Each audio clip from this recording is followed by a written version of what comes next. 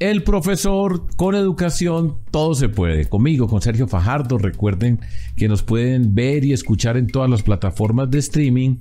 Activen las notificaciones, nos pueden escribir, etc.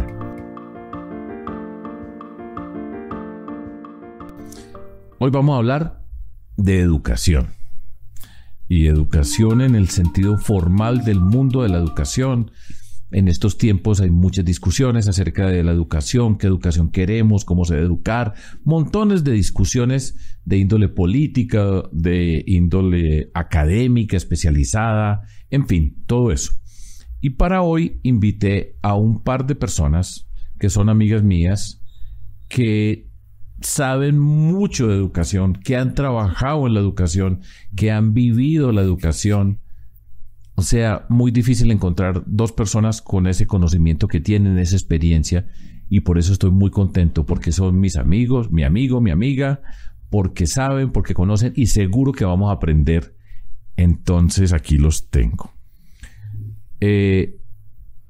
Los dos son economistas de la Universidad Nacional de Colombia en Bogotá.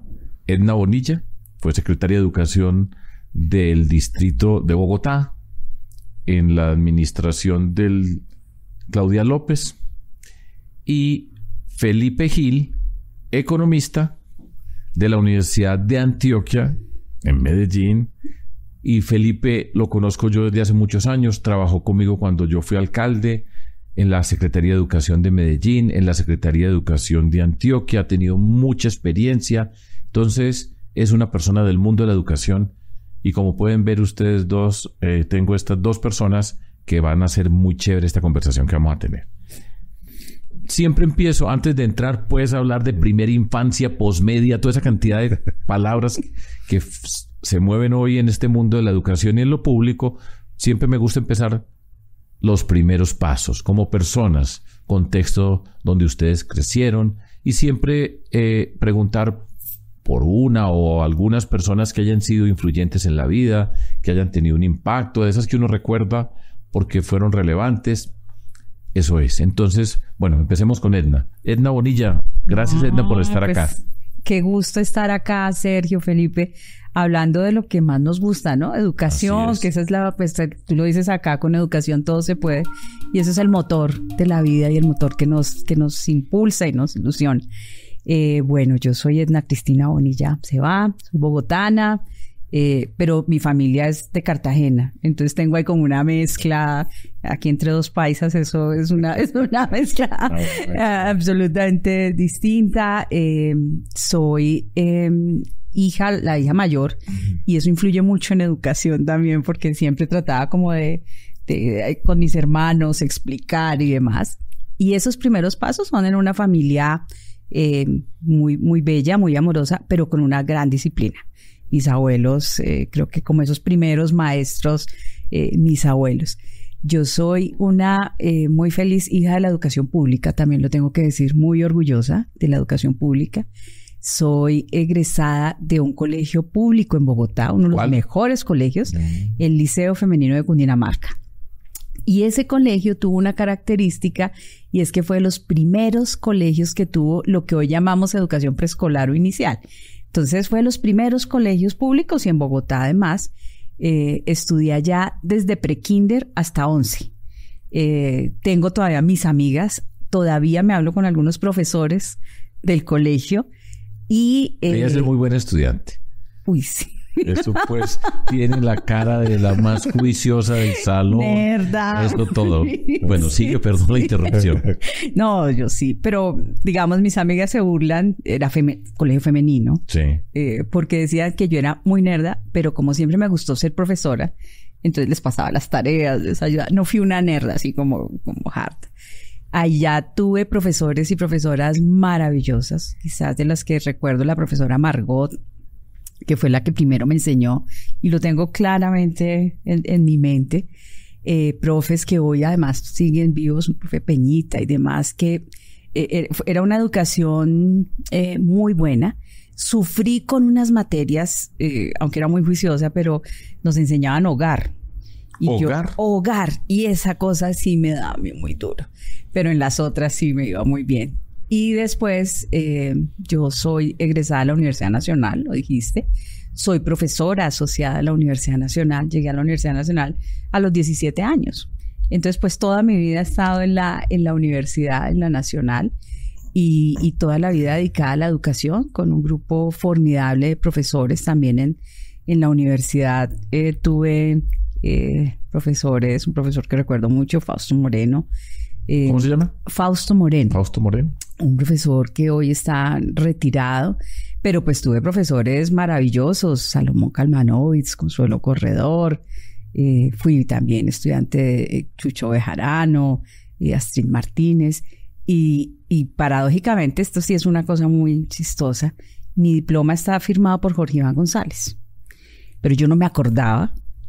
Pues cuando uno es estudiante, a veces como que el decano es lejano. Hoy es mi esposo. Pero allí no sabía. Nada que ver. Nada que ver. Es un esposo paisa. Es repaisa. Sí, repaisa. Entonces sí, mi vida dedicada a la educación completamente. Muy bien. Felipe Gil. Bueno, yo estudié pues economía en la Universidad de Antioquia, muy feliz de ser también hijo de la educación pública. La primaria fue en una escuela pública muy linda, la Jacqueline Kennedy, allá en el barrio Belén. De hecho, cuando fui secretario de Educación de Medellín, encontré en la misma aula, en la misma escuela, a mi profesora de preescolar. Eso fue pues impresionante. Luego estudié en La Salle, en la secundaria, en el San Carlos de La Salle, y luego pues ya en la universidad pública. Economista, siempre tuve la inquietud de entender las dinámicas del mundo, y creo que lo encontré en la economía. Y soy hijo de una maestra del sector público, una maestra de escuela, que era de Yolombó, también fue maestra en Bello, en Belén. Entonces, claro, en una familia muy alrededor de la educación, mi padre abogado y mis hermanos todos profesionales. Entonces siempre hubo como ese impulso a la educación, y tengo un hermano, un diseñador, una odontóloga y un hermano que es dedicado también completamente a la educación, a la ciencia política, a la Universidad de Medellín. Entonces, sin duda, una gran influencia de la educación desde de toda la vida. Y profesores así clave, sobre todo los profesores de matemáticas. Yo era el monitor de matemáticas en el bachillerato, entonces era el que hacía los grupos de estudio. Por lo tanto, por hacer los grupos de estudio, pues me pasaban todos los exámenes, pero tenía la obligación de ser profesor desde muy pelado. Y ya luego pues me volví profesor universitario, pero el sector público, y Sergio Fajardo no dejó ser pues ya más profesor del sector público, de profesor, porque el sector público sin duda es impresionante el tiempo, pero siempre he sido profesor en áreas de administración y de economía. Muy bien. Bueno, vamos pues, repito, muy difícil encontrar dos personas con esa experiencia, con esa formación y con ese conocimiento acerca del mundo de la educación real. Sí, estamos hablando de real. La formación académica impecable y la experiencia práctica total. Desde la Secretaría de Educación de Bogotá, Secretaría de Educación de Medellín, Secretaría de Educación de Antioquia. Entonces voy a caminar con ustedes y vamos a recorrer este mundo. Y empecemos. Primera infancia. Una ciudad como Bogotá es nuestra capital, es la ciudad que tiene más recursos, y todo lo que pasa en Bogotá tiene que ver con el país. Edna, cuéntanos acerca de la perspectiva de una ciudad como Bogotá acerca del tema de la primera infancia. ¿Qué se tiene y qué se debe tener? Creo que la importancia de la primera infancia pues es innegable. Yo digo, en educación no tiene una trayectoria a lo largo de la vida. Pero en Colombia nosotros tenemos una gran tensión, sobre todo en educación inicial y en educación media y posmedia. Vamos andando más o menos en básica, secundaria y demás. Pero ahí en educación inicial tenemos una gran deuda. Y a uno no se le puede olvidar que de los 0 a los 5 años es cuando el niño, la niña está formando su cerebro. Es cuando aprende muchas veces los hábitos, es cuando esa plasticidad del cerebro es la que nos va a permitir empezar un camino educativo. Y lo digo en un ejemplo muy sencillo. Los hijos de nosotros, cuando llegan a primero de primaria y tienen 6 años, más o menos, pues el muchachito y la muchachita ya llevan 3 años y medio en un ambiente educativo. Los niños de las personas más pobres y vulnerables, no. Entonces, ahí nosotros tenemos que apostarle. Entonces, en Bogotá, pues esa fue una gran apuesta que tuvimos en el cuatrenio anterior, porque necesitamos que los niños lleguen al sistema educativo desde pequeñitos. Y nos pusimos una gran meta y era garantizar los 3 años de educación preescolar, el prekinder, kinder, transición. Las metas fueron 100% de los colegios 3, públicos. 4 y 5 años de edad. Sí, que tuvieran 3, 4, 5, que estén en el sistema educativo. Bogotá tiene 100% de un año escolar, del último, entonces transición, ¿cierto? 5 años. 90% en el segundo, o sea que tuvieran 2 años de colegio de educación inicial los colegios públicos, y nos pusimos una meta del 10% de los colegios públicos que tuvieran los 3 grados de preescolar. Afortunadamente la dejamos en 20% porque le dimos una gran apuesta. Entonces, ¿qué hay que hacer? Pues uno, Colombia necesita alrededor de 1 millón de cupos en educación inicial. Eso cuesta y eso tenemos que hacerlo. Lo que Bogotá hizo fue, con sus recursos, financiar esos grados de educación inicial. Y hay que hacerlo no solo abriendo cupos, es decir, que la infraestructura educativa de los colegios tengan esta disponibilidad de cupos, pero hay que incluirle que el juego, cómo aproximamos los niños y las niñas a la educación, no es la clásica tradicional. Nosotros aquí tenemos que innovar. Entonces, hicimos mucho en innovación pedagógica en estos grados, formación de maestros y maestras preparados para poder estar en todo lo que es educación inicial, alimentación escolar, kits escolares, y me voy a detener solo en esta alimentación escolar. Un niño, una niña va al colegio no solo a estudiar, no solo a aprender. Los niños y las niñas van a comer al colegio. Y nosotros tenemos que garantizar no solo el acceso, sino la permanencia de estos niños y niñas. Entonces, le metimos con todo a comedores escolares, además para los niños y las niñas más pequeñitos, que además tuvieran entonces, pues todos sus valores nutricionales y demás bien satisfechos, trabajar con los padres y madres. Y ahí hay una competencia, y permítanme que utilice solo ese término para efectos aquí de explicar, con, por ejemplo, los jardines de la Secretaría de Integración Social y los jardines del bienestar, porque ellos tienen los niños y las niñas todo el día. El sistema educativo solo les puede ofrecer a los papás, la mayoría, 75% de los colegios, media jornada. Esa era una competencia dura y logramos llegar jornada única en esta educación inicial.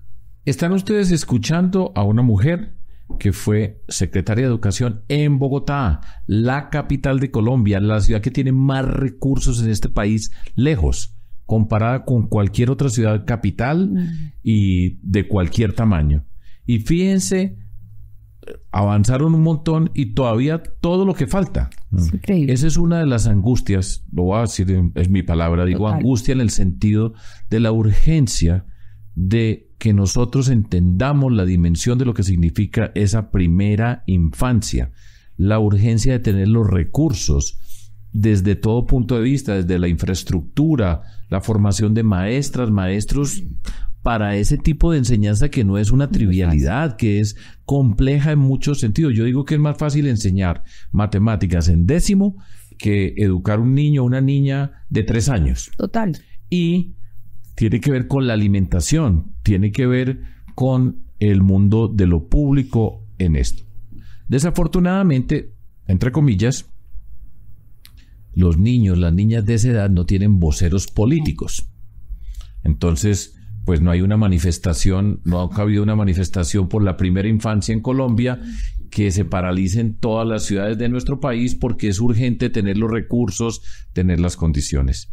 Y además no se ve. Eso es parte de las cosas que no se ven, y cuando usted se da cuenta, como señalaba Edna, los hijos nuestros desde 3 o antes ya estaban empezando a desarrollar sus capacidades. Y eso aumenta las desigualdades. Paso para Felipe. Tenemos la experiencia de Medellín, tenemos la experiencia de Antioquia. Antioquia tiene 125 municipios. El mundo rural, con Felipe, pues ha tenido la capacidad y la obligación de estar, así sea la ciudad de Medellín, que es una ciudad capital, que tiene también recursos, que tiene fortalezas institucionales, pero al mismo tiempo salir a recorrer toda una cantidad de municipios con una cantidad de necesidades impresionantes. Entonces, Felipe, desde la perspectiva de todo ese trabajo y todo ese recorrido aprendido, señalar en ese mundo de la primera infancia, ¿qué alternativas hay? ¿Qué formas se han visto? Explicarnos algo que la mayoría de las personas no tienen ni idea de lo que significa ese mundo rural, de las necesidades de un mundo que va más allá de estas ciudades capitales que tienen, repito, capacidades y recursos que le falta mucho todavía, pero cuéntanos una mirada a esa parte de la educación que poco vemos.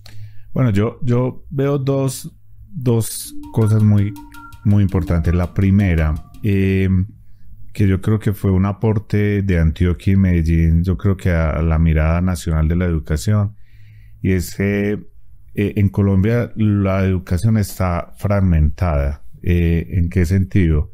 Entonces, si es primera infancia, bueno, eso es de bienestar del ICBF, los colegios, ministerio y todo ello, la universidad.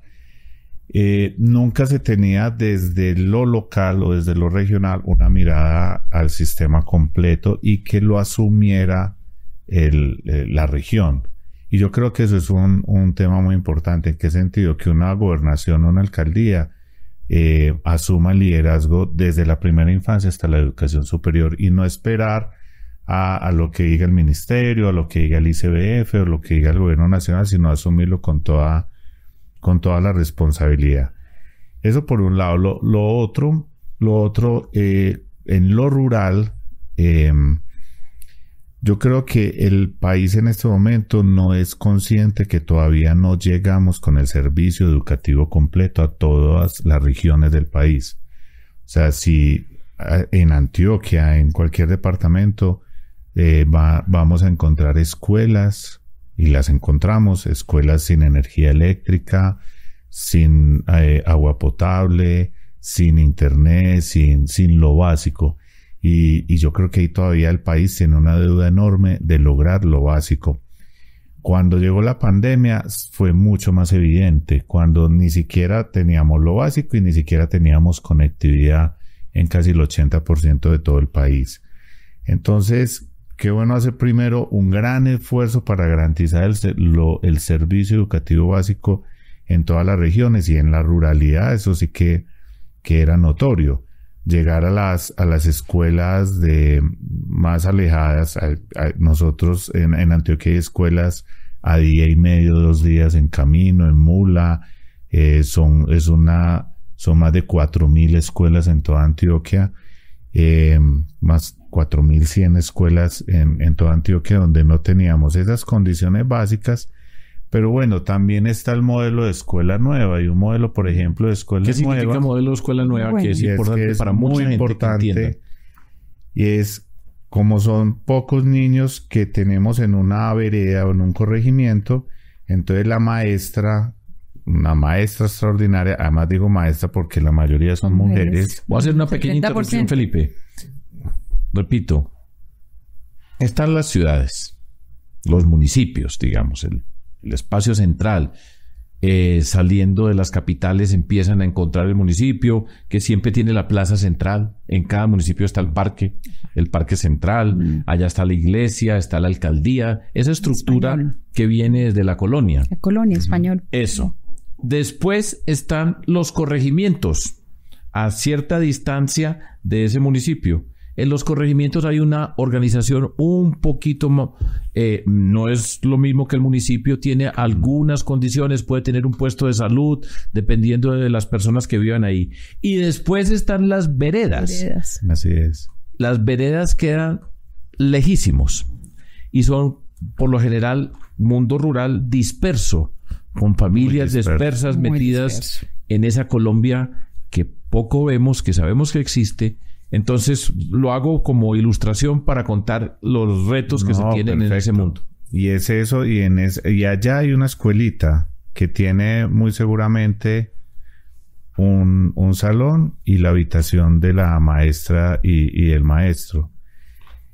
Y llega uno a esas escuelas y por supuesto la escuela nueva es una maestra que le está brindando la educación a niños en distintos niveles, en la misma aula. Entonces es una conversación un poco ya compleja porque tienes que brindarle educación en primaria, pero también están los niños que están ya en secundaria, porque por lo general pueden estar ahí en secundaria o van hasta el municipio, hasta la cabecera municipal, pero en muchas ocasiones todos los niveles están allí. Cuando uno llega a esas escuelas, además de las dificultades que planteamos ahora, agua potable, energía, no tienen internet, pero escuela nueva requiere materiales, requiere unas guías. En su momento tenían unas guías que no se habían actualizado en casi 15 años, y así están muchas escuelas Yo acabo de llegar hice un viaje al Bichada a conocer un tema de unos temas de ganadería y todo eso que ahora les cuento, y es igual, la misma situación. Las escuelas del Bichada están en distintos corregimientos, recuerdo Primavera y todo ello, y no tienen el material de escuela nueva. Entonces, además al menos está el maestro, pero sin materiales. Entonces yo creo que primero hay que hacer un esfuerzo muy grande como para generar las condiciones básicas de ese servicio educativo, en el caso, por ejemplo, de materiales. Entonces, primero, y en el Ministerio de Educación, que fue un debate importante que hubo en su momento, asumen una escuela rural como mínimo de 3 aulas o de 4 o 5 aulas.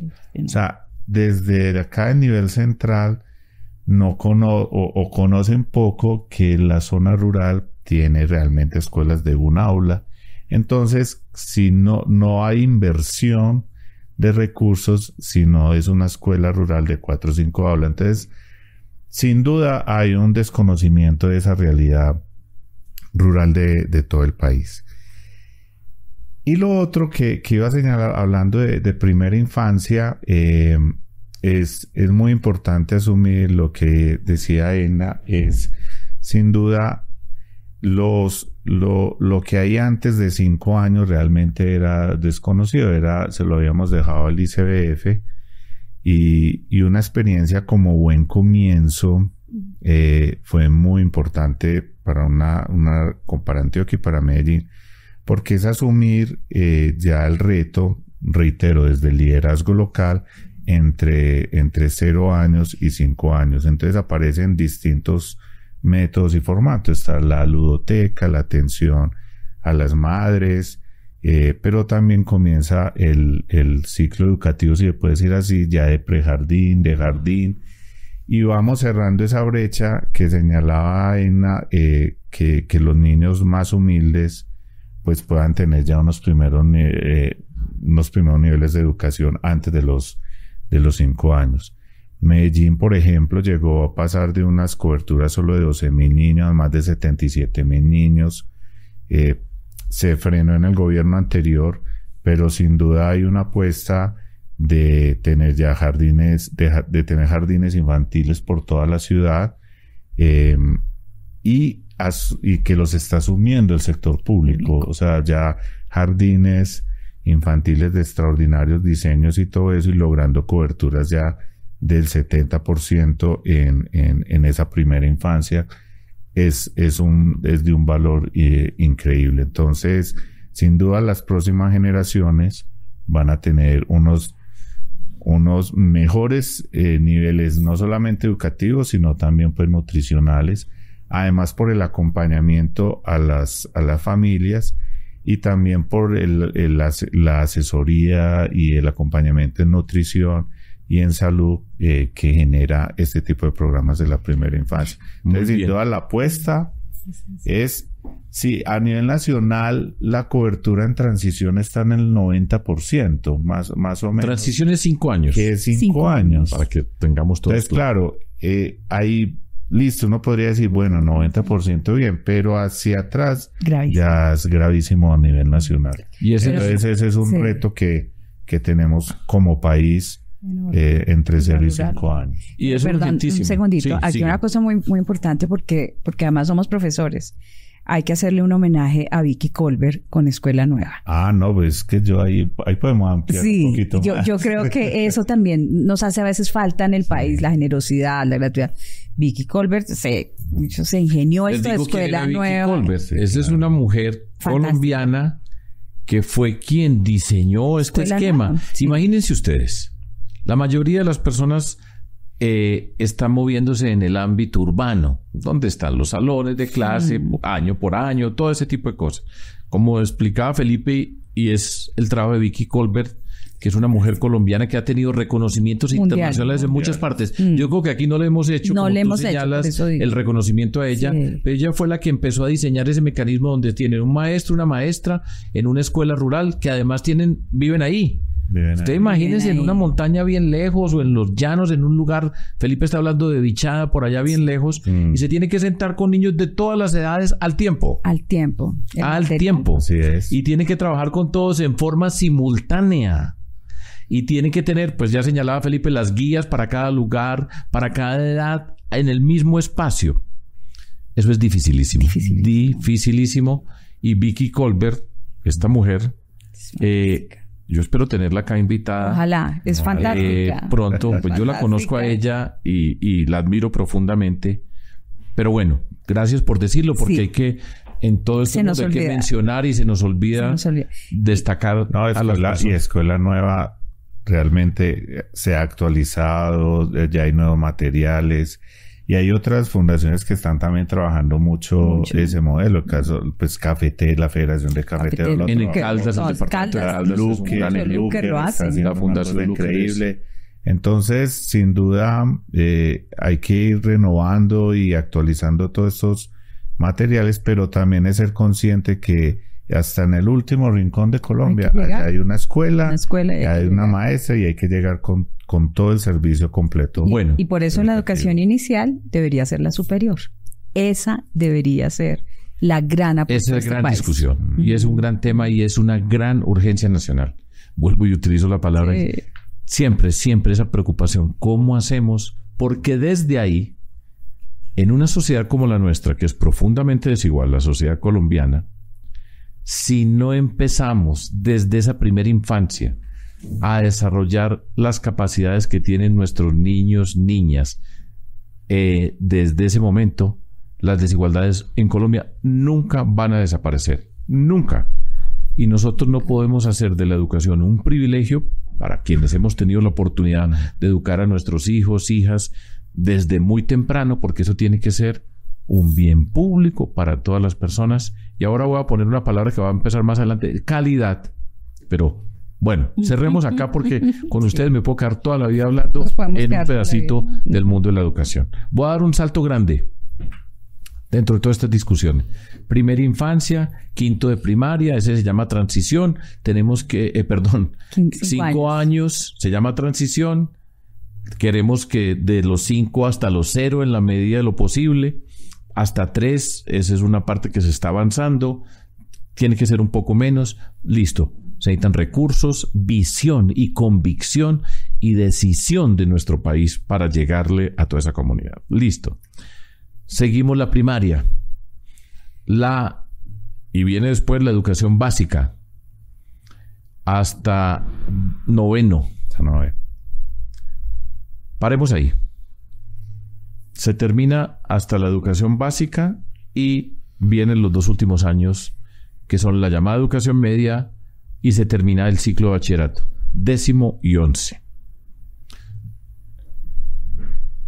Yo quiero que ustedes me hablen acerca de lo que ustedes conocen con respecto a ese modelo que llega hasta ahí y qué pasa. Ese es un punto de quiebre en el sistema educativo. Total. Cuando se termine el año 9º, que tienen alrededor de 14, 15 años los estudiantes, hay un cambio, es un punto de inflexión.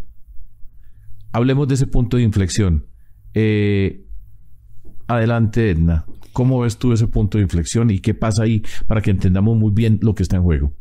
Yo les decía, Colombia más o menos ha avanzado en primaria, pero la pandemia pasó y no aprendimos lo suficientemente de la pandemia. A ver. Y déjenme solamente decirles, mire, los niños y las niñas fueron los grandes sacrificados de la pandemia. Tuvimos demasiado tiempo los colegios cerrados. Hay que recuperar aprendizajes. Y ahí hay que fortalecer todo lo que se llama formación integral. Y si quieren, después nos sentamos para pasar a la invitación de Sergio en educación media. ¿Qué es lo que nos sucede? Que no les estamos ofreciendo a los jóvenes, porque ya son jóvenes en media, una educación que los enamore, que los convenza de las bondades de la educación. Entonces, la mayor deserción se da en ese grado 9. ¿Por qué se da esa deserción? ¿Cuáles son los factores principales? Hay varios factores. El primero, Bogotá, por ejemplo, razones socioeconómicas. Ahora Sergio decía, las ciudades tienen recursos, y yo decía, yo sufrí un poquito acá, porque efectivamente, les quiero decir, 6 billones de pesos de presupuesto. Voy a estar aquí un ratico y charlando acá con un par de personas amigas y con ustedes, tantas personas que yo sé que siguen este video podcast, y hay una expresión que recuerdo que una vez escuché que me daba mucha risa, muy coloquial. Va para el cielo y va llorando. Me parece la de Bogotá. No, pero es que... Aquí, piense en Bichada, piense en Pero cuando te comparas con otras ciudades y otros países, pues uno dice, venga, invirtamos más en educación. No hay inversión más rentable que en la educación. Entonces, donde a mí yo pudiera ir a mendigar, llorar, pedir plata al Consejo de Bogotá, yo iba, pedía y demás, porque necesitamos invertirlo bien. Tampoco se trata de muchos recursos sin una buena inversión. Yo interrumpí. Sí, primera condición, necesidades socioeconómicas. ¿Qué más? Los pelados a veces dejan el colegio porque tienen que salir a trabajar. En la pandemia nos pasó. La angustia de nosotros era no van a regresar al colegio. Entonces, razones socioeconómicas. Pero hay otras razones que son las que nos tienen que llamar a la reflexión. ¿Cómo hacemos una educación que sea mucho más atractiva para los jóvenes? Que ellos se enamoren del colegio, que entendamos sus necesidades, que hagamos también una cosa aspiracional. Yo ando en una pelea que nosotros dejemos de llamar la educación superior lo que nosotros tenemos hoy en el país, pero ya vamos. Lo digo es porque nosotros tenemos que inspirar a los jóvenes con un modelo en el que les diga, la educación los va a llevar a otra parte, la educación los va a llevar a otro estadio. Entonces hay que hacer algo inspiracional con los jóvenes, hay que llevarles que es ese mundo de la universidad, que es ese mundo de lo técnico, de lo tecnológico. Hay que enamorarlos de la educación. Tiene que ser ahí. Tiene que ser ahí. Miren, yo sabía que esa pregunta, y yo me traje este que lo hicimos. Se llama Mi Brújula. Mi brújula hacia el futuro. ¿Por qué? Porque nos pusimos en la tarea de cuál es el lenguaje de los jóvenes. Y a veces los papás creen que es que los jóvenes tienen que ser una carrera universitaria tradicional, derecho, medicina. Me estás adelantando. Entonces, ¿qué les estamos diciendo a los jóvenes? Para que usted construya hacia dónde va, lo vamos a hacer desde ahora. Y este ejercicio, duramos 1 año y medio haciendo la primera cartillita. 1 año y medio. Les decíamos, venga, inspiracionalmente. Este es oportunidades y caminos en el sector digital para los jóvenes de media, Y les decíamos, venga, ¿qué hace un técnico de soporte en TIC? Y les decimos, y miren, está en el lenguaje de ellos. Hola, soy Majo, ¿sí? Y entonces hicimos grupos focales con ellos. ¿Qué quieren saber para después de? Entonces nos decían, quiero saber qué disciplinas existen, qué carreras existen. Quiero saber cuánto me gano si yo estudio esto. Y entonces, con este tema inspiracional, pues lo que empezamos fue a trabajar desde la media con ellos. Y empezar a trabajar desde la media con ellos es, bueno, mi amor, entonces usted quiere ser médico tradicional. Listo. Sí. En biología y demás, usted se va en química, lo que... quiere tecnologías de información, esto es lo que usted dice. Entonces hay que modificar también, hay que ser innovadores y disruptivos frente a la media, y yo insisto, hay que enamorarlos del valor que tiene la educación. Listo. Eso para mí es fundamental. Y eso parece, uno lo da muchas veces, no, pues eso no. Se necesita inspirar a ese jovencito, esa jovencita de 14, 15 años, que hay muchos, y uno no se lo imagina muchas veces, porque se mueve alrededor de personas que ya tienen proyecto de vida organizado desde muy temprano, sino hay muchas que dicen, ¿yo para qué estudio? ¿Para qué estudio? Aparte de las necesidades socioeconómicas, y lo dices muy bien, inspiración. Felipe, desde esa mirada, Medellín es una ciudad pues que tiene unas condiciones. Nosotros nos tocó trabajar en una ciudad que tiene el rastro de lo que fue la violencia en muchos espacios. Este mundo del narcotráfico y todo eso estremece los cimientos de una sociedad. Y nosotros en Medellín y en Antioquia pues lo vivimos dolorosamente. Pero nos hemos enfrentado esa mirada, esa educación media desde la perspectiva de ese mundo de una ciudad como Medellín, que tuvo esta violencia tan tremenda que tuvimos, pero al mismo tiempo el mundo por fuera de las capitales, porque hay muchos lugares a los que tenemos que llegar nosotros, que muchas veces los ignoramos porque nos concentramos en las capitales, en todos lados. Felipe. La evidencia fue muy contundente. Los muchachos van en noveno, y la familia los presiona por los temas económicos a salir a trabajar al campo, a la ciudad. Fue muy importante presentarle, y es muy importante presentarle a los jóvenes que luego de 11 hay una opción de continuar la educación.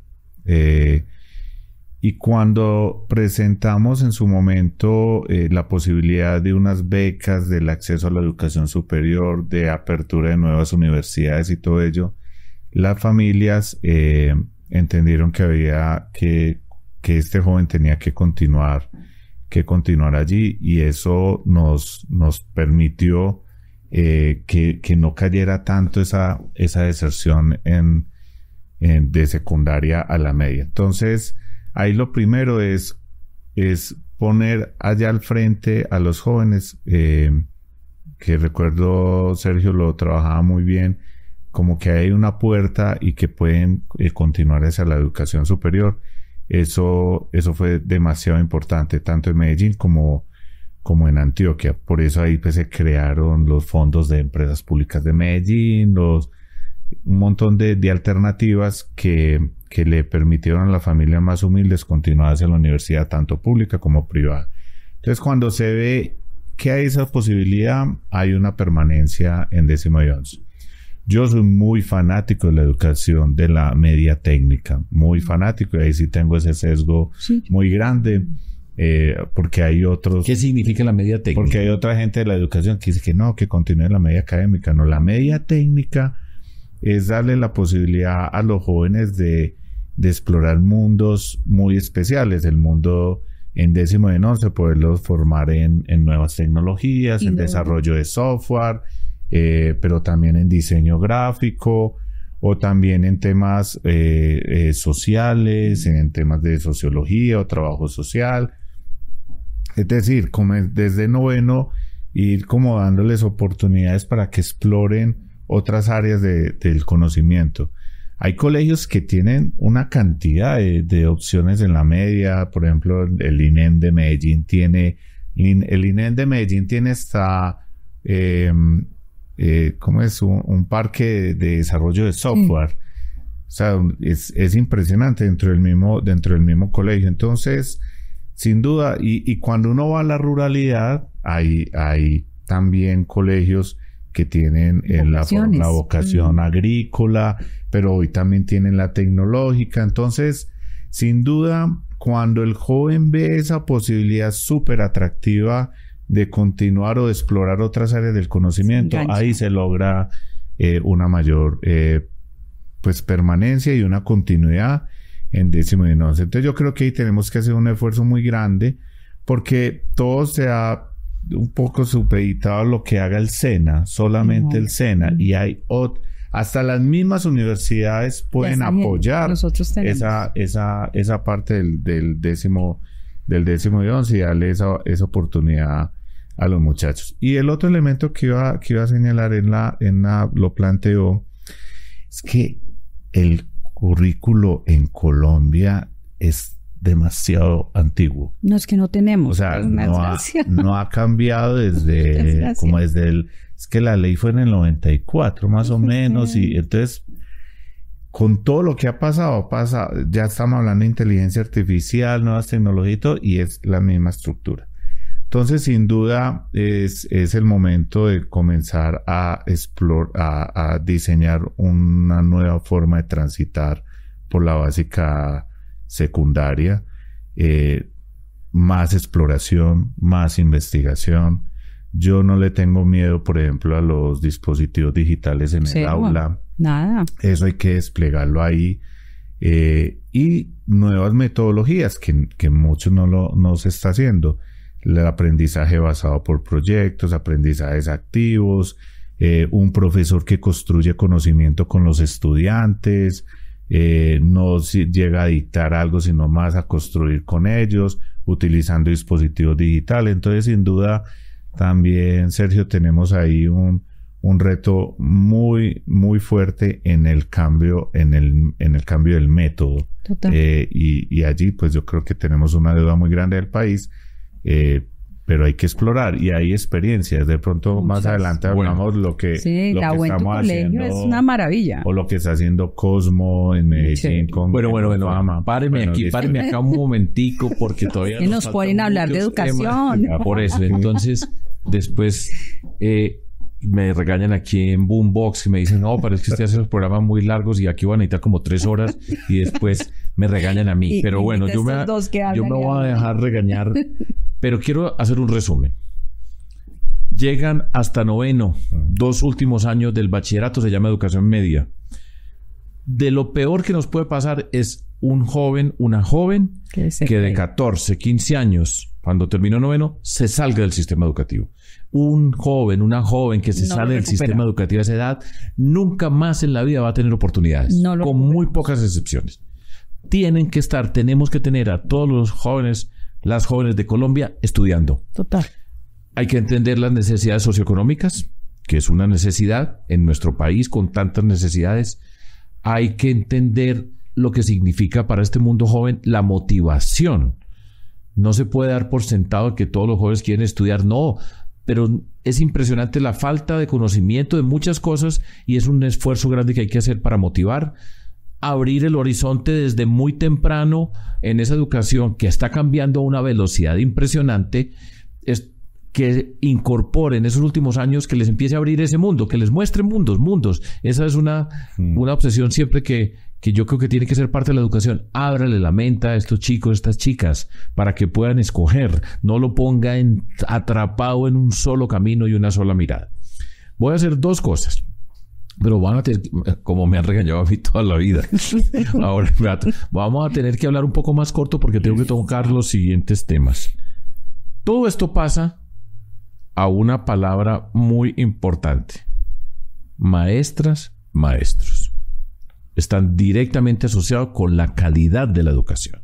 La educación tiene que ser de calidad. No nos debe dar pena hablar de la calidad. La calidad, yo digo 2, 3 cosas para que ustedes...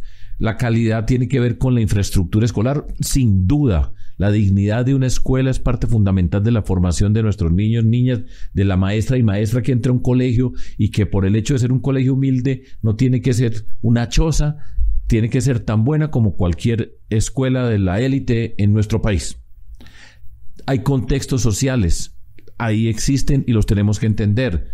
Por supuesto, tenemos que entender cuántos estudiantes están en un salón de clase. Todo eso hace parte fundamental de entender lo que pasa en un aula, pero allá al aula, en las condiciones que sea, todos los días de la vida entra una maestra o un maestro. Hablemos un poco acerca de los maestros y las maestras, el concepto de calidad que tenemos nosotros en nuestro país, que hace parte de las discusiones. Voy a hacer una afirmación política yo. Para mí siempre me parece trágico y siempre me ha parecido trágico que se mire desde fuera la educación como una confrontación entre FECODE, que es el sindicato que se necesita de maestras y maestros, como si fueran enemigos de la educación. Digo, esta es la peor batalla que podemos dar en Colombia. Si convertimos esto en una batalla de una política de esa naturaleza, estamos perdiendo, porque todos los días una maestra y un maestro van para un salón de clase en una escuela rural por allá perdida, embichada, donde llegan, o en Bogotá, o en Medellín, Cali, Barranquilla, Popayán, Tumaco. Todos estos lugares tienen que llegar un maestro y una maestra. Háblenme ustedes. ¿Quién quiere arrancar? ¿Quiere arrancar Felipe? Felipe. Eso, pongamos Felipe. Maestras, vale. Maestros. A ver, pues. No, primero, pues, es... Hijo de maestra. Hijo de maestra, entonces calcula. Pues. No, es el elemento central de la educación y por supuesto... Qué pesar que queden como en esa discusión ahí con FECODE y todo ello, este país debe elevar cada vez más la dignidad a los maestros. En la ruralidad hay una institución que adoro y son las normales. Y el país tiene completamente descuidadas las normales. De hecho, no hay una política clara de normales. Todavía está la discusión si son en educación superior, educación media, todo ello. Los maestros en las zonas rurales, sin duda, las normales podría cada vez más contribuir a formar esos maestros. Son de las mismas zonas, lo hacen de muy buena calidad, y qué bueno que este país impulsara cada vez más las normales. Sin duda también en las facultades de educación, siento, o de donde proceden gran parte de los docentes urbanos, sin duda ahí también hay un reto de modernización, de mejorar la calidad. Sí, en todos los artículos dicen, no, llegan estudiantes con muy bajos niveles a las licenciaturas y todo ello, pero las escuelas de educación, las facultades de educación podrían sin duda generar unos procesos de modernización. ¿En qué sentido? Cuando uno conversa con los maestros egresados de esas facultades, tienen pocas herramientas para la realidad nacional, tienen pocas herramientas para estar en espacios de difícil convivencia o espacios violentos, tienen pocas herramientas de uso de tecnologías. Entonces yo creo que las facultades deben de estar un poco más conectados con lo que está pasando o con las tendencias. Y si me dejan, me paso un pedacito a la calidad. Sí, adelante, porque leyendo las pruebas PISA decían la comparación pues con los países de la OECD. Entonces, el 71% de los jóvenes en Colombia no tienen la competencia en matemáticas. El 51% muy difícil logra la competencia en lenguaje y ciencias naturales.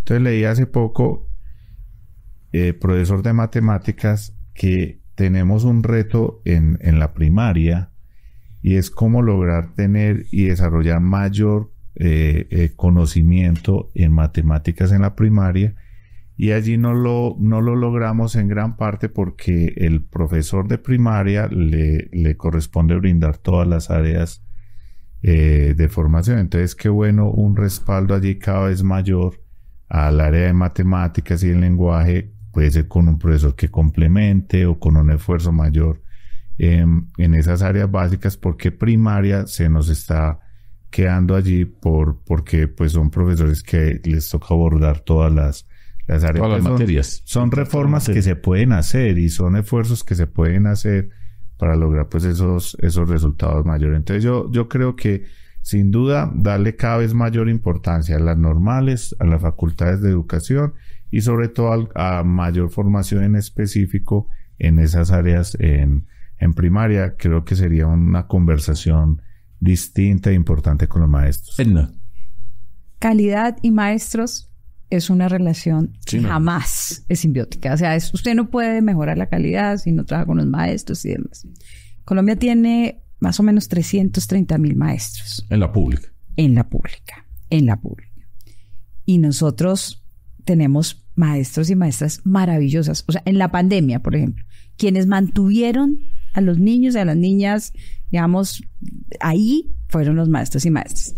Pero nos toca trabajar, obviamente, en la calidad de la formación docente. Felipe lo decía ahora, siempre, y todas las pruebas lo demuestran, las personas que ingresan a hacer las licenciaturas son los egresados que tienen más bajos puntajes.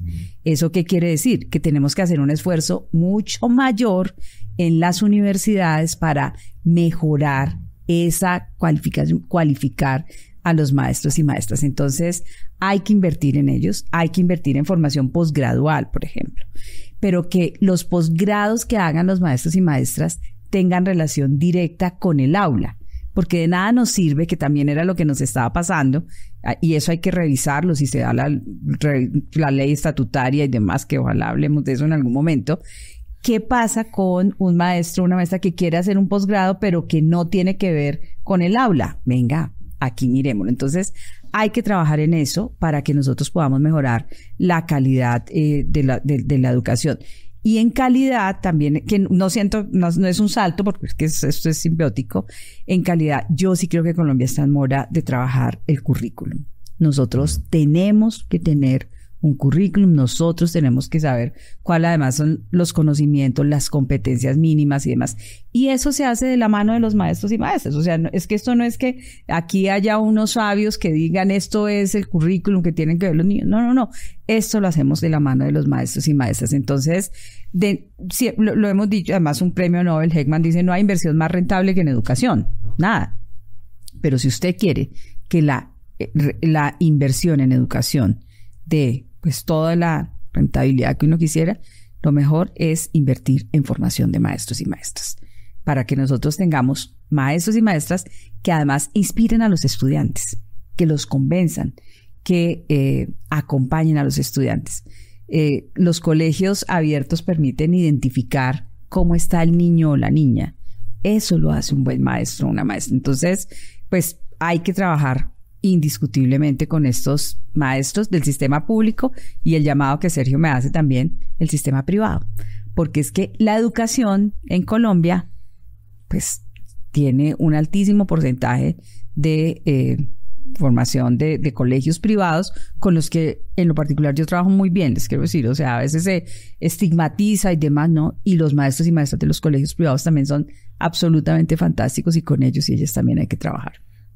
Cosita, la formación de profes, si se hace en esto, pues actualmente yo creo que es muy potente hacerlo en formación de maestrías. Y en maestrías, como se hizo el fondo de maestrías con recursos de regalías en Antioquia, la maestría en áreas específicas, matemáticas, física, sería muy potente. Pero también conectar el proyecto de la maestría o que el compromiso de la universidad sea conectar el proyecto de la maestría con el aula. Con el aula. Que está haciendo si no el es un fracaso. en el colegio, si no es un fracaso. Sería muy difícil. Entonces, claro, la maestría a los dos sistemas o los dos escalafones le impulsa también a los maestros que están allí, no solamente pues su salario y todo ello, pero cuando llevan el proyecto de la maestría al aula, yo creo que va a ser muy potente a los que están como profesores actuales. Y otro, yo no critico que tener profesores el físico, el biólogo, el matemático, que ahí también hay una discusión que tienen que ser todos de licenciatura. Yo creo que el aporte que le dan esas áreas específicas y los profesionales de esas áreas es muy, muy grande a toda la estructura del sistema educativo. Y hay espacio para todos. Hay espacio. Esto requiere una concertación política muy grande.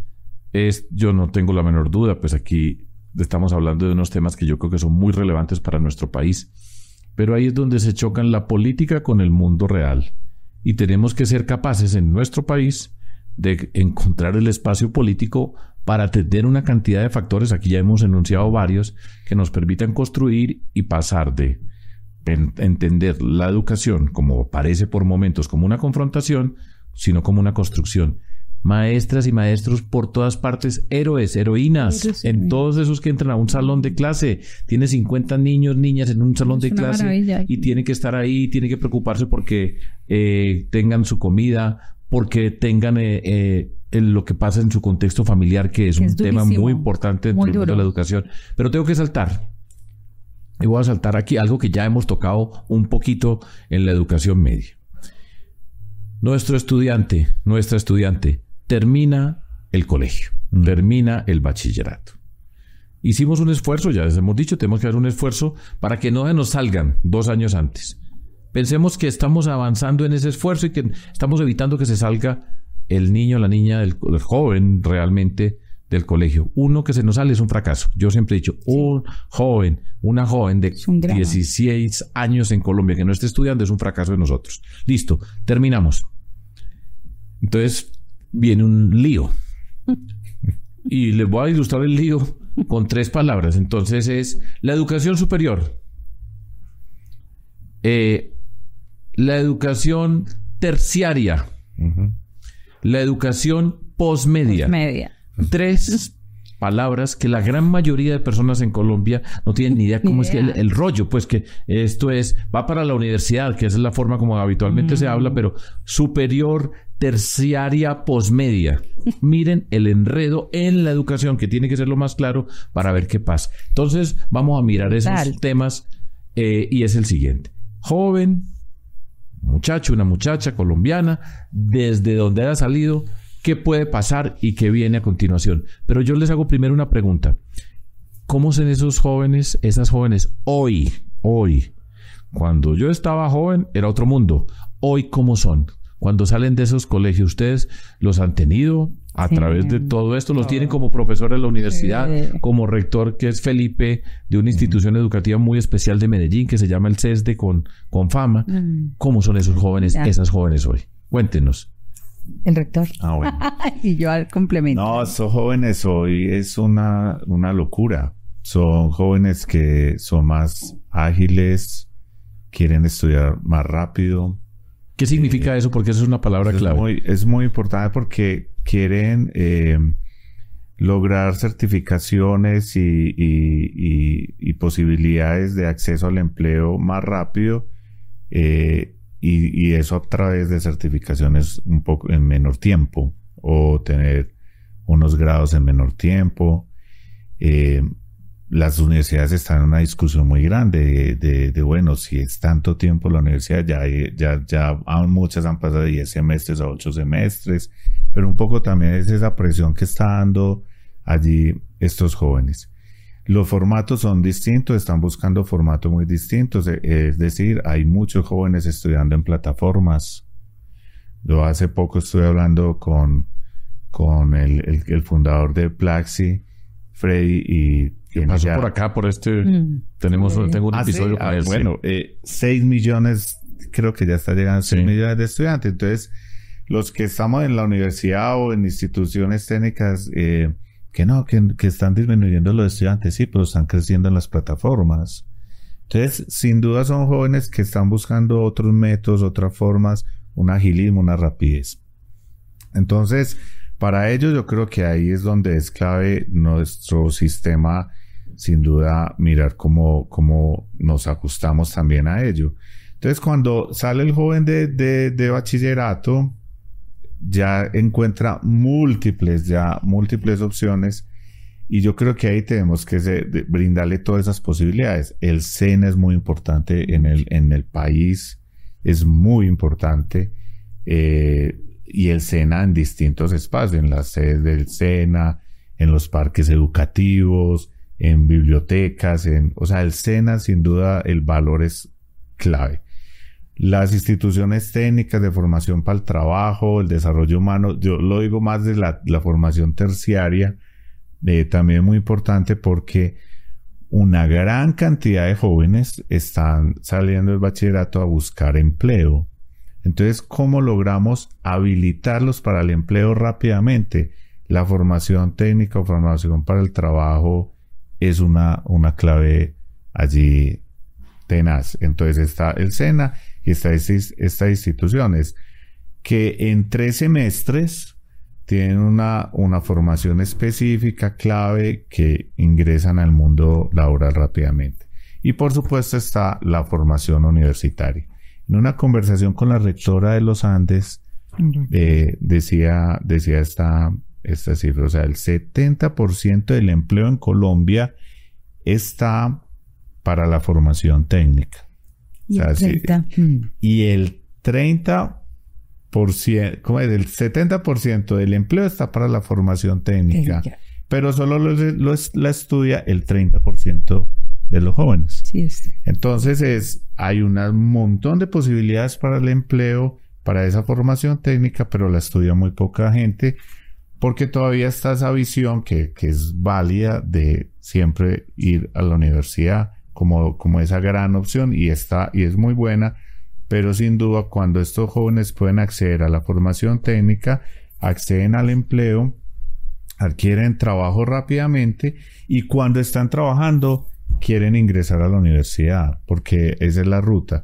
Nosotros en nuestra institución técnica, en el CESDE, el promedio de edad es de 25 años, ni siquiera son bachilleres. ¿Pero por qué? Porque son personas que están trabajando, que en algún momento estudiaron algo, están trabajando, vuelven y estudian, quieren ir a la universidad y seguir ese progreso alrededor de la educación. Entonces, en resumen, son jóvenes que están buscando nuevos métodos, alternativas, rapidez, que la formación técnica es una excelente alternativa, y la búsqueda del empleo rápido los está llevando a adquirir esos formatos ágiles y rápidos. Las plataformas, por ejemplo, Platzi tiene desarrollo de software, Platzi tiene el inglés ahí, Platzi tiene un montón de microcertificaciones, y ya muchas compañías están recibiendo a los jóvenes porque tienen una competencia, porque tienen una habilidad y se desempeñan y lo hacen muy bien. Entonces, sin duda, tenemos que acomodarnos cada vez más como a esa lectura, a esos formatos de los jóvenes, y por supuesto hay un mundo empresarial que está asumiendo estas nuevas certificaciones, y yo creo que eso sin duda va a transformar todo el sistema terciario de educación superior. Edna. Bueno, Sergio hizo varias preguntas. Sí. ¿Qué es esa cosa de superior? ¿Qué es esa cosa de terciario, de posmedia y demás? Colombia tiene algo que se llama la Ley 30/1992, ¿cierto? Esa bendita ley, que tiene 32 años y que ya es ahorita de que la estemos cambiando, estableció el sistema de educación superior, y entonces dijo técnico, tecnológico y universitario. Pero resulta que es que en 30 años pues el mundo cambió, y entonces es como si no nos hubiéramos dado cuenta que el mundo cambió. Los jóvenes sí se están dando cuenta que el mundo cambió, y entonces ellos van en esa búsqueda que decía Felipe, mirando cómo construye su proyecto de vida. Y resulta que es que la educación que debería ser a lo largo de la vida, porque es que uno debería ir, volver, venir, va y mira, y entonces vuelve a la educación, pues tiene que acomodarse a eso. Por eso a mí no me gusta que sigamos utilizando el término educación superior, porque es que además en superior nos volvimos como que el técnico y el tecnólogo es para los más pobres, los que no tienen el acceso, y el universitario para aquellos que sí tienen. Yo hago un ejercicio súper sencillo con mis amigos. Yo les digo, mis amigos profesores, además yo les digo, oigan, ¿quién de ustedes quisiera que su hijo estudiara una carrera técnica o tecnológica? A nadie. Veremos un segundito, ¿no? Porque si yo quiero que mi hijo vaya a la universidad y después que vaya a hacer su maestría y su doctorado, y no hago la pregunta acá, pero digamos es un poco no está claro. Lo que es lo que pasa. ¿Por qué? Porque no tenemos una suficiente valoración del mundo de lo técnico, de lo tecnológico. Y entonces lo decía, y Raquel lo dice, pues es que, oiga, el 30% de los empleos son directivos, pero el 70% de los empleos son técnicos y tecnólogos. ¿Dónde estamos las universidades o las otras instituciones pensando en eso que el sector empresarial, el Estado están necesitando y nosotros no lo hacemos? Entonces ahora hay múltiples formaciones. A los jóvenes en media les entregamos esto. En la cartilla es súper lindo porque dice, oiga, en posmedia, ¿qué más hay? No solo el técnico tecnológico en la universidad. Entonces hay bootcamps, hay técnicos laborales, hay tecnólogos, hay certificaciones, hay microcertificaciones, hay universitario, porque igual existe ese mundo universitario. Claro que sí. Entonces, ¿cómo son los jóvenes hoy? Son personas que están en búsqueda de construir su proyecto de vida. Y no hay un proyecto de vida igual al otro. Entonces, la educación, el Estado, el sector privado, pues, ¿qué es lo que tiene que hacer? Acompañar a esos jóvenes en la construcción de su propio proyecto de vida. Miren, hay una cifra que a mí me trasnocha, se los digo, justo ayer que estaba revisando. Solo el 41% de los jóvenes que terminan media transitan hacia la educación superior que hoy llamamos, ¿sí? La pregunta es, ¿qué pasa con ese 60% restante? ¿Qué estamos haciendo nosotros para ofrecerles? Esa tasa de tránsito inmediato que se me volvió a mí, se los quiero decir, esa era mi obsesión. Nosotros en Bogotá logramos que la tasa subiera al 53%, yo espero que suba al 54%. Igual es dramático. 1 de cada 2 jóvenes no tiene después del colegio, seguir en ese camino educativo. ¿Eso qué obliga? Oiga, pongámonos de acuerdo por los jóvenes. Pongámonos de acuerdo por los jóvenes. No les ofrezcamos cosas que no les vamos a cumplir, porque esa sí es mi preocupación.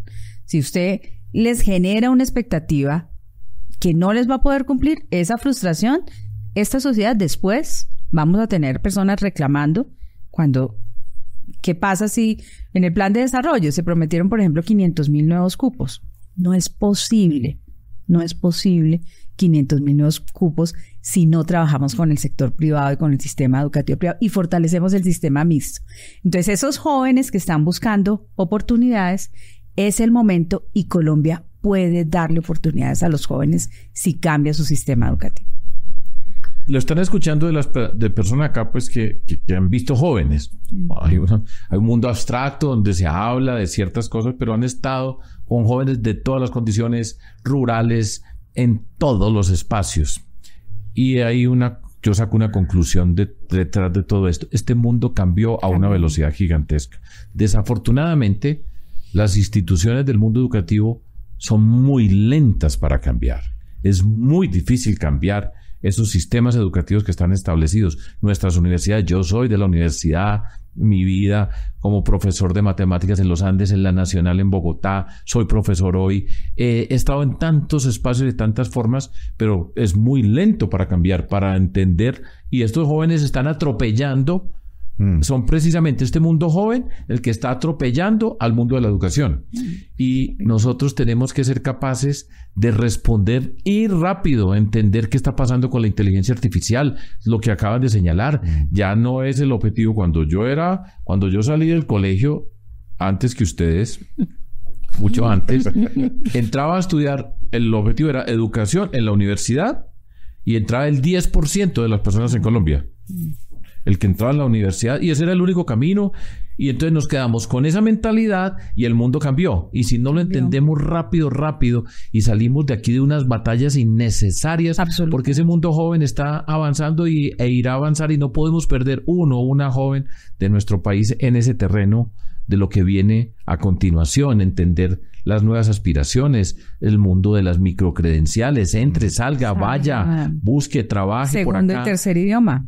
Todo eso, porque además, voy a decir una cifra que es espeluznante, de la que no se habla.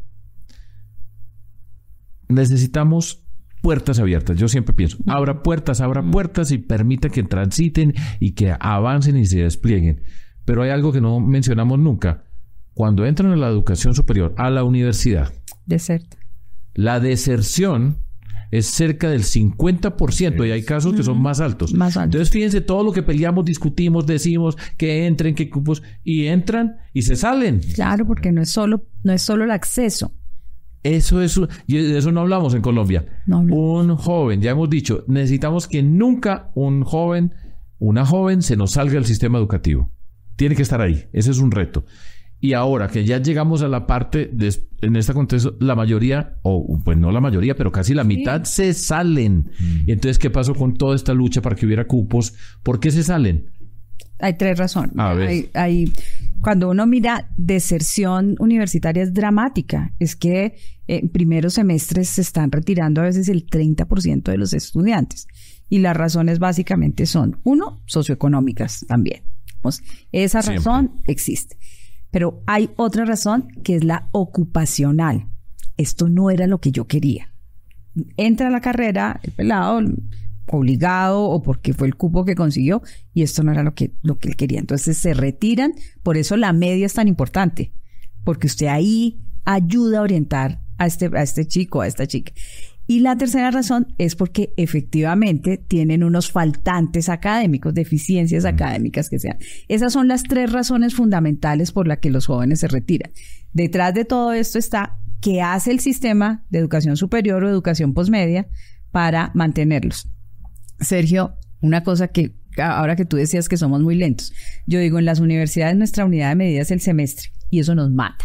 No, profe, este semestre no se pudo. Cuando usted quiere proponer, hagámoslo el otro semestre, pues hermano, ya pasó un año. Y entonces ahí nosotros, los jóvenes, van a una velocidad enorme y nosotros pensando en otras cosas, en cómo lo hacemos. Pero esas son las 3 razones fundamentales de las razones por las que hay deserción en el mundo universitario. Yo le sumo una, y es cuando ellos no ven la conexión con el sector real. Y por eso hoy es muy importante eso. Construir los programas y los currículos con las empresas es hoy un tema súper valioso. Por ejemplo, en nuestra institución, el programa donde llegan más estudiantes en este momento es desarrollo de software. Hay un boom, pues, impresionante. De hecho, 3 semestres de desarrollo de software se van hasta el CES, nos lo arrebatan las empresas. Lo rapan. Pero porque ellos están viendo que ya pueden ir a hacer una práctica con la empresa, se conectan, ven que el contenido está súper conectado con el sector real de software, pero también en la zona rural, programas como producción agrícola. Entonces ya no es teórico, son programas que se construyen con las empresas de aguacates, de cítricos o con las empresas de ganadería. Por ejemplo, ahora que les contaba, visitando empresas para construir contenidos con las empresas de ganadería y del agro, detrás de esas grandes empresas hay un montón de desarrollos, hay software, hay tecnología. Todo es el dato, y cuando me empecé a investigar, bueno, ¿y qué hay? Que esos sistemas son que todos son tecnología de Brasil. Desde los tractores, los datos, cómo toman las fotografías satelitales. Es decir, el agro ya dejó de ser ese agro de machete, pico y nada. O sea, ya es puro software. Y cuando fui a las empresas y miré quienes estaban revisando las fotografías satelitales y todo, eran egresados del SENA, puros estudiantes del SENA.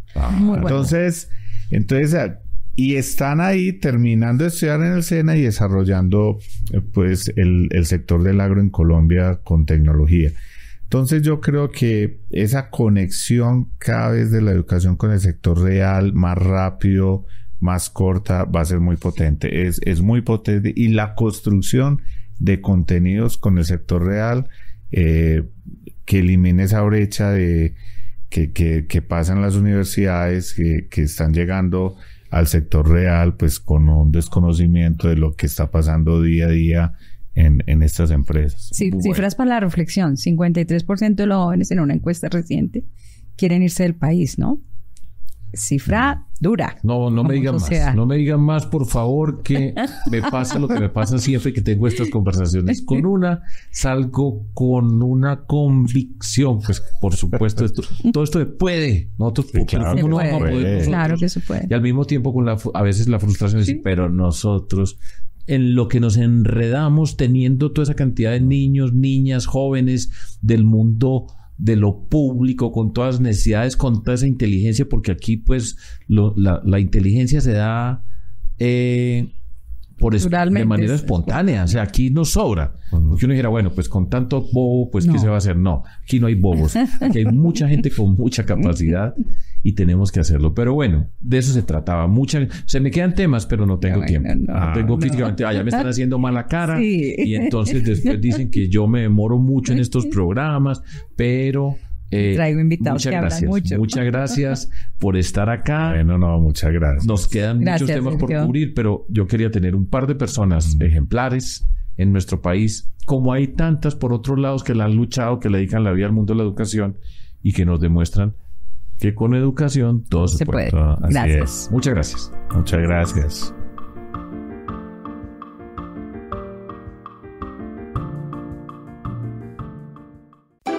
Boombox.